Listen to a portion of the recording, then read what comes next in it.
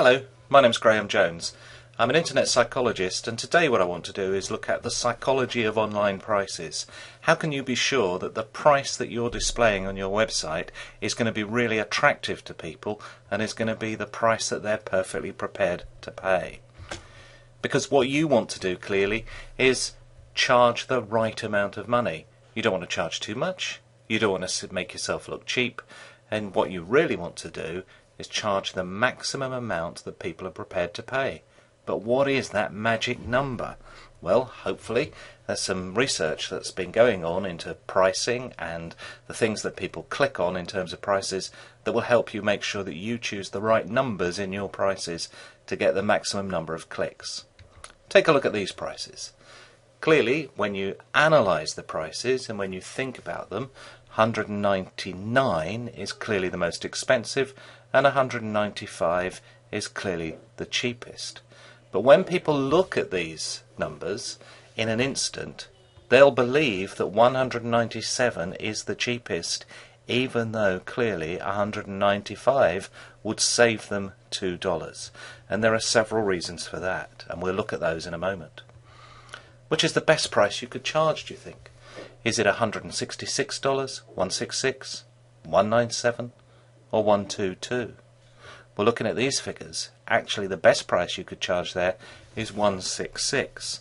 Even though people would be attracted by $122, a lower price, they're more likely to click on $166 than either $197 or $122.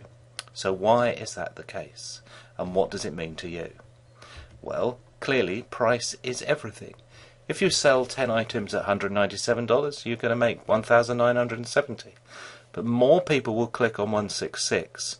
Slightly more will click on 122 because it's cheaper. But you can see that even though you get more people to buy at 122, clearly your income is much lower. The greatest income is going to come from the price that's actually lower than the price you might like to charge, because you might like to charge $197, but you're going to get more sales at the $166 price than any other price. So what's going on? Why do people see 166 as a better price to pay than 122? Clearly they could save more than $40 if they went to 122, but they don't want to. It's because they see 166 as a better price. Here's what's happening. Odds and evens are terribly important. Odd numbers feel smaller than even numbers. 9 seems less than 8 when we look at it quickly. It's strange but true.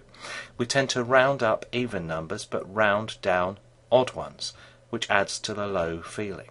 And when we round up the 6 of 166, we get to 7, which is a number that we like as well. And there's a reason why we like the number 7. And the reason we like the number 7 is because of the vowel sounds. When we get long vowel sounds, as in 9, it sounds big. But when we get short vowel sounds, as in 6, it sounds small. And the consonants that we have in the words also influence whether we think this is a big price ticket or a small price ticket. So some consonants like X and S and F, and we've got S and X in the word 6 and a small vowel sound, they all combine to make us think it's small. Whereas other consonants, as in B, C and D, they make us feel that it's bigger because those consonants also have long vowel sounds associated with them. So when you use the right numbers with the right vowel sounds and the right consonant sounds, and, if possible, that they are odd numbers as well, then you are much more likely to get people to buy with that number. So you make your numbers sound right. 6, 7 sound better than 5 or 9.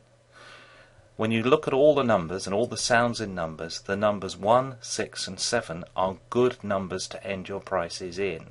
People try and end in a 7 because obviously clearly for every item they're selling they're going to get $1 more than if they end in a 6. But a 6 is a very good number to end in, and you'll find many retailers now are ending their prices in 6 and 7 because those are the two numbers that are much more likely to get you sales.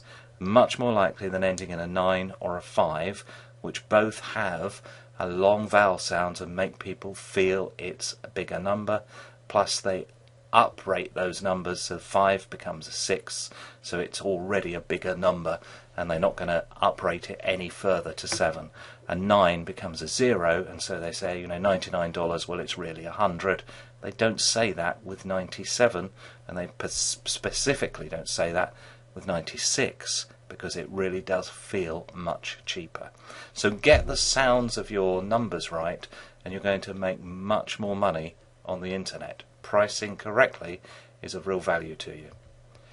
I can help you with many other psychological aspects of the internet.